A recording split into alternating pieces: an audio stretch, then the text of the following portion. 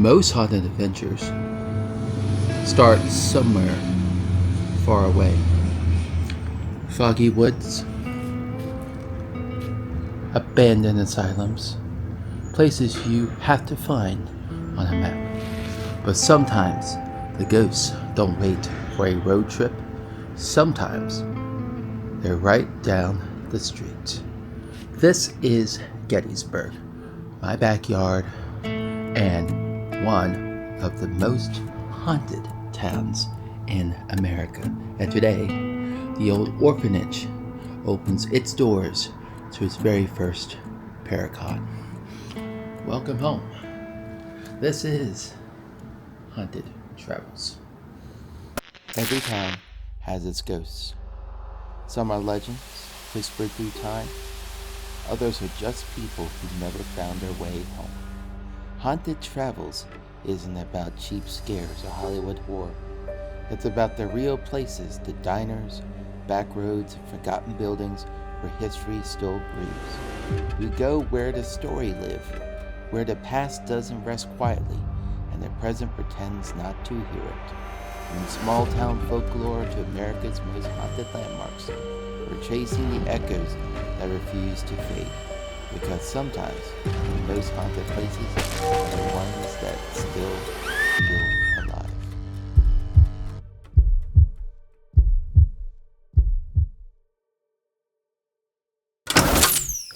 Sunrise hits the orphanage just right. A place with more history in its brick than most towns hold in their museums.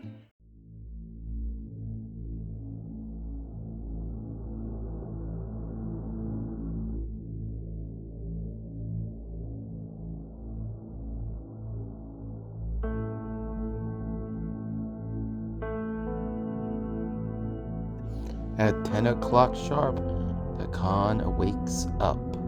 Ghost hunters, historians, musicians, skeptics, and believers, all walking into the same building with the same sense of curiosity. The first booth you see is the Black Lantern Table, the official greeters of the weird and wonderful. Stickers, shirts, and stories that could keep you up at night. A welcome committee for the strange. Here who's doing some food and other knickknacks and cigars and coffee and other wonderful cool things. We have vendors. Don't forget there are vendors around the corner over here at the hub. Make sure you see them. We've got some flash tattoos and some spirit photography and painting and other live things going on there. It's pretty cool. And then the main vendors we have in the orphanage, and maybe you'll catch a spirit or two in there. One of the most haunted buildings in the state of Pennsylvania, if not in the East Coast. It's pretty cool we have it. Starting off with our presentations today and our speakers, we have members of Black Lantern Paranormal, which includes these two fabulous people. We have Lindsay, Lindsay Mitch, we have Nick Mitch. They have last name, they're married. And we have some other people coming in. And there's this other guy, Travis. And he wears a hat, looks funny. Anyway, and so what we thought we would do, we have a little bit of time here. We're going to get you up to about 10 o'clock when our next music act comes on. And we can talk a little bit about what we do. For several different years. So we got together for that purpose. And then luckily we had the orphanage and Jenny Wade kind of, like Lindsay said, just kind of fall in our lap. We ended up renting it out just to, again, while we're trying to get our name out there. And it was a kind of a pipe dream. So we let's try to combine the two. And I think Travis, you're the one who came up with the name PARAJAM, and then that brought us to here. So I'm going to pass the mic along back. Christina brings the orphanage to life, not with jump scares, but with history. Stories of the children who lived here, the caretakers, the shadows that never quite left. It's a building that remembers. The site of Rose's greatest crime. It lies right down that hall. She will have an area dug out behind the fieldstone. This is to torture the smallest of children. She will hobble and shackle them in that area. In that way, unless you have special abilities. In my 25 years of visiting, and I moved here 5 years ago, I've had 2 experiences where I believe I've seen apparitions. And the first time happened on the battlefield, back in the days when the battlefield used to be open till 10 o'clock at night. You could have a lot of fun out on the battlefield in the dark, but no more. And it was 20 after 10, and I was with my sister, and it was a very foggy night, and I said to her, we need to get out of here so we don't get a summons. And as I'm driving on the summit of Little Round Top, out of a fog bank, we both saw at least a dozen soldiers in full Union uniforms. They were carrying muskets, they were marching in formation, and I looked at their faces as I drove by. They were all pale, with no expression, no emotion. We both believed that was an actual sighting, and many people claim to see apparitions on the battlefield. And my most recent experience happened in my apartment, which I tell the story quite often. I was only here for 2 weeks. I was taking an afternoon nap. I love afternoon naps. On my sofa in my living room, and when I woke up, I saw a woman standing at the foot of my couch in a black Victorian dress. Her hair was up in a bun, little hat, and she was staring at me. And I did what any brave man would do. Run. Covered your face. I pulled a blanket over my head. That's the God's honest truth. And when I peeked out, she was gone. And while there's not a known photograph of Rosa Carmichael, I do believe I saw Rosa Carmichael, especially since my living room is the space she lived in when she was the matron. So. Who is this on my couch?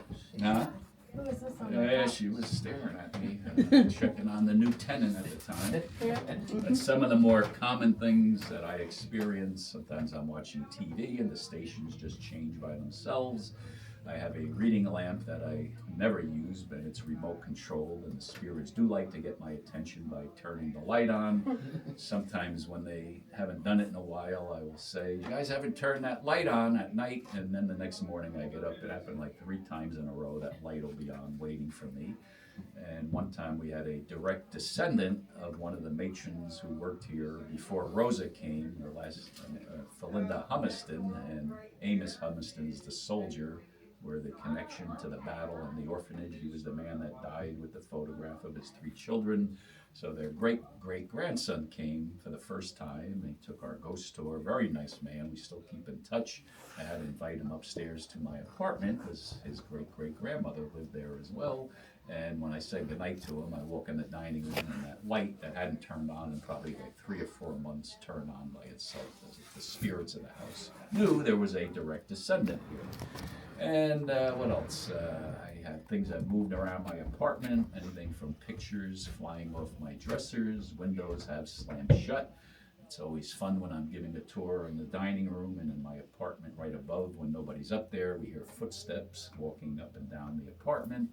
The most recent thing that I had about a month ago, I was in my bathroom. I didn't close the door all the way, and while I'm in there, the door just slammed shut, even though there were no windows open, no drafts. And only about 10 days ago, I'm walking toward the bathroom, the door is closed, and as I got closer, the door opened by itself, and I kind of giggled and said thank you. And let's see, probably the most scared I ever got was about 2 years ago, and it was 3 o'clock in the morning. It was one of those nights I couldn't sleep, and I'm tossing and turning, and then I turn, and at the foot of my bed, I see a blue face with 2 eyes staring at me. And when I tell you, I never screamed so loud in my life, and I jumped out of the bed and I started running as if there's a safe place for me to run to. And then I calmed myself by saying, as far as I know, I've never been physically harmed, and that calmed me down. And that blue face, I don't know if any of you, there's a long-standing ghost story about Blue Boy. Does anybody know the story of Blue Boy? The story, you do. The story of Blue Boy, which I forgot about when this happened till weeks later. The story of Blue Boy is a young boy, about 4 or 5 years old, used to be here at the orphanage. But one winter's night, he snuck out of here to get away from the cruel matron Rosa, and it was during a snowstorm, and he walked across town to the campus of Gettysburg College. And he was outside one of the girls' dormitories when 2 of the girls in the room saw the boy and felt sorry for him, and she the girls brought him into the dorm room. But the mistress of the dorm was doing room checks, and back then, under no condition could a male be in one of the girls' dorm rooms, no matter what their age. So the mistress is getting ready to check the rooms. The two girls in the dorm would place the boy on the ledge of the window. And when the mistress comes in the room, she's suspicious that something didn't feel right. So she summoned the two girls to talk with her further down the hall where there was a warm fire. Well, this conversation went on for at least a half hour. And of course, the girls are worried about this boy who's on the ledge of the window. And finally, when they get away from the mistress, they go back to the dorm room and they look at the window and the boy is gone. And all they see is little footprints in the snow. And it's believed that that boy froze to death. And students at the dorm to this day will say they see a blue face of a boy looking in their dorm windows. So that reminded me of my experience that perhaps I myself saw a blue boy. Upstairs, Skylar and her dad break down one of the tools of the trade, the kind of gear investigators swear by. Every evidence in this world walks the line between science and faith, but in the right hands, even the skeptics lean in. It's static electricity. So you ever get, the question is, does the paranormal activity happen before or after? So you know that feeling you get when something's about to happen or has happened, where the hair stands up on the back of your neck? That's static electricity. Right. So this will trigger, and then whatever direction the light is pointing is where that static electricity, that charge came from. That's cool. And we got in the kitchen where Jenny fell, right on the threshold of the door going to the bedroom. This was going crazy with Travis and so we were over there back in July. No paranormal community stands alone. Today's auction honors Dan from Gettysburg, a man who gave his life to the field and left behind a legacy built on compassion, curiosity, and kindness. The bids aren't just numbers, they're thank yous. Kind of thing and see what we can do. You know the description once I pick it up? For the most part, and all the vendors that donated things are all back here. We're ready to Family. So we're gonna start that at 20. We're just gonna raise our hand to 20, whatever, and we'll keep going. Do I hear 20? Do I hear 20? Do I hear 20? Do I hear 20? Do I hear 20? Do I hear 20? Come on, do I hear 20? 20, I hear 20 we go, for the right? man in the back there. Going once, There you go. going twice, sold to the lady in the back. Annabelle cake for 20. And one of those auction items was a handmade cigar box that makes its way around con. Each signature, another note added to a song that hasn't been played yet. A relic in the making. Every con has vendors, but PARAJAM has character. Each table holds a story, a craft, or a piece of someone's passion for the unseen, the strange, the handmade, the heartfelt. Music fills the orphanage halls, or the building next door. Something they haven't heard in a long time. Maybe the spirits enjoy it. Maybe they listen from the corners. Either way, the sound fits. Your bones, I'll be your only one. Weak,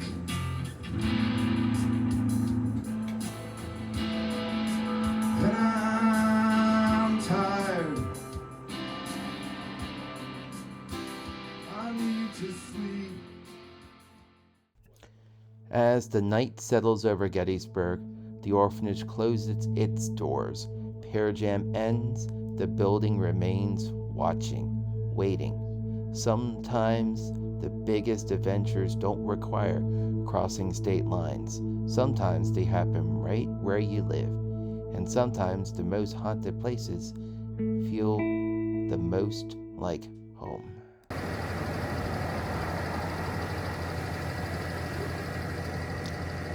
You spend so much time chasing hauntings across the country, you forget sometimes they're already here. PARAJAM wasn't just another event. It was a reminder that the paranormal isn't always out there in the dark. It's around us. In the history, the stories, the people who still care enough to listen. Gettysburg's ghosts don't need an invitation. They've always been home.